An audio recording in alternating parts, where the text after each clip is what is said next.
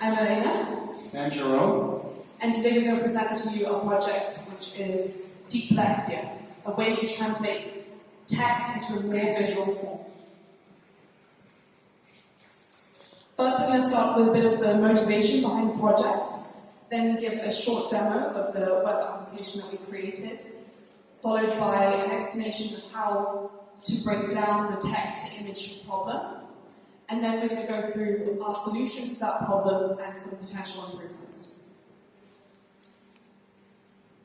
First, for the motivation. Personally, for me, the motivation was to do with the fact that I am actually dyslexic, and I thought that it would be really cool to develop a web application that made text more visual. This is something that I thought maybe in my childhood I would have hated reading slightly less if text could have been made more visual. Dyslexia is in fact something that is estimated to affect 10% of the world population. It's one of the most common learning disabilities, and it means that people with dyslexia struggle with reading, writing, spelling, and also with short-term working memory. It is thought that if you can make reading a multisensory experience, then the reading experience will be improved for dyslexic people. Thank you, Elena. Now imagine for a moment if you could read way faster. Some studies have shown that around 90% of the data processed by the brain is visual data. And actually, that's not bad, because visual data is processed much faster by the brain than text, for example. Now, if you have a closer look to the population, around 65% of the population are more visual learners. So one of the questions we have, why wouldn't we leverage those facts more? Of course, on the market you have some tools, like for example, mind maps, like here on the right, that are using visual markers to help you to increase the retention after reading or learning some stuff.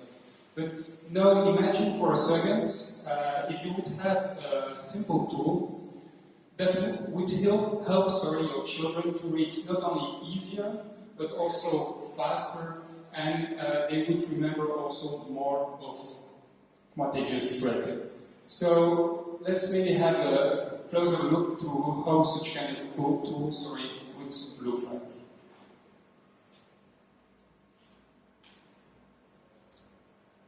So this is just a short demo of going to a children's website with stories, and we select a bunch of text. We put this into the web app and click the sentences button, and this converts each sentence into the most relevant emoji for that sentence. You can have a read that the first sentence contains something about wolves and dogs, so that makes sense. We can also look at the keywords, which converts each sentence and takes the keywords of those sentences and maps those to the most relevant emoji.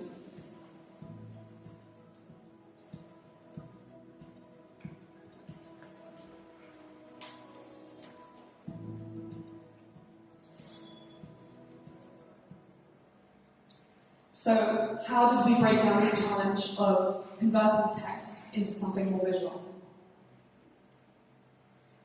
So to begin, first we needed data. It's always the same question with data sets challenges the data. So the data basically that we needed had on the one side descriptions and on the other side images. So during the first brainstorming sessions that we had, we thought first about Google Images. We thought also about scraping HTML tags of images to have both. But then we decided at that point for the proof of concept to keep it quite simple. So that's at that point that we thought about emojis. Why emojis? Because they are well known, and each emoji has a well-defined name and also a well-defined description. So that's why we used a website called Emojipedia, from where we could scrape our first data. How do we extract meaning from emojis, words, and sentences in general? Well, we can map emojis or words into vectors, and then we can understand the meaning of that particular word based on the proximity of that word in that vector space to other words. For example, the word king would be close to the word queen, but not so close to the word cat or dog. And this is what we call an embedding. So how do we go from emojis to vectors? Well, as far as we found, there was no way to go directly from an emoji to an emoji embedding, so we had to devise a way to do this. There already exist ways to convert words into vectors through word embeddings, so we use pre-existing word embeddings such as glove, and we just needed to use Emojipedia to go from the emojis to the emoji description, and then map those descriptions onto a vector, and like that we could go from the emoji to a vector. So the main two approaches that we followed were, first of all, computing similarities, and then trying to train different types of classifiers. But let's start with the first one. So on the left of the screen, you have a 2D representation of a vector space where you have emojis, so different emojis, and it's quite interesting to see that the embedding that we use, the glove embedding, which is a pre-trained one, can group quite nicely all the, for example here, all the emojis that are representing some kind of animals. So that's interesting, and that's the logic that we use for our base model. So on the right you have the main idea of the base model, so it's quite simple.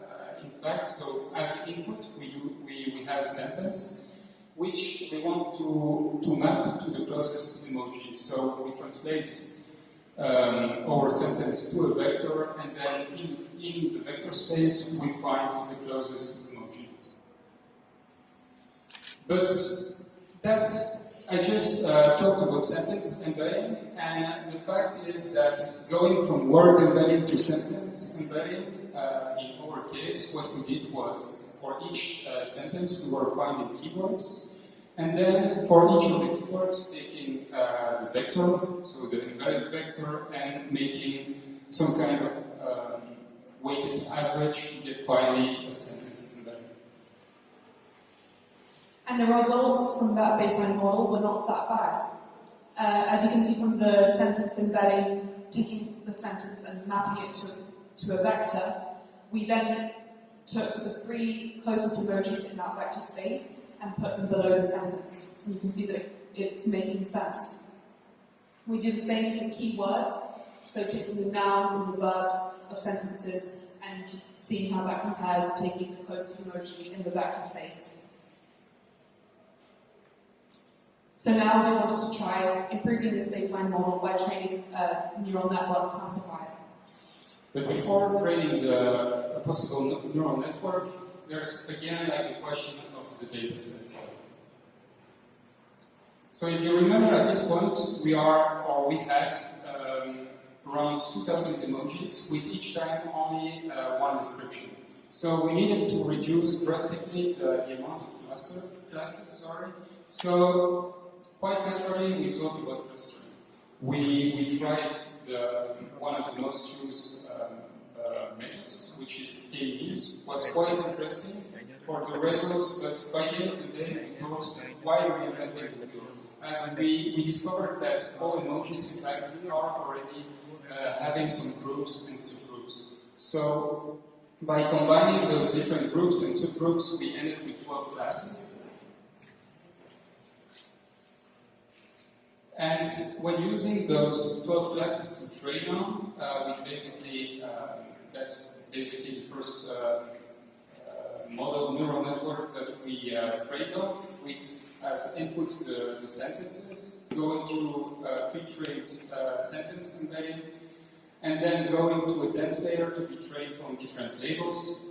Actually, the first results were interesting, but the main issue was about the fact that we didn't have enough data. So basically what's happening is that the model is learning the training set or the data that we have by heart, and so that means that outside of the domain of descriptions that we had and that we trained on, the model at that point couldn't or can't generalize that good. So we tried to squeeze even more out of the data that we had, so that's why we applied one of the methods of data augmentation. Basically it was translating the sentences back and forth from English to French back to English, so we could double our train set. It's quite, and it was quite interesting to see the improvements. Basically those were around 4% only doing that kind of data augmentation. The other approach was to train a neural network including an LSTM layer. So in this approach we'd take a sequence of indices, each representing a unique word, and then we would take an embedding layer, which is initialized with this glove word embedding. So this acts as a way that we can map those indices to the corresponding glove word embedding, and then we feed this sequence of vectors into a bidirectional LSTM, and then a dense layer to predict the correct class for that sentence. However, we found, like with the other architecture mentioned that Jerome was mentioning, that a lot more data was required for this approach, and so we actually found that the baseline model performed better, or was better to use. So what are the potential improvements for further down the road? So here are some of the improvements we thought about. So I just spoke about data augmentation, about the fact that we translated back and forth, but there are still other ways to augment the data. For example, finding randomly synonyms for some words in the sentences, or randomly swap some words in the sentence, or even randomly delete some words. But by the end of the day, once you squeeze as much as you could of the data that you have, you can't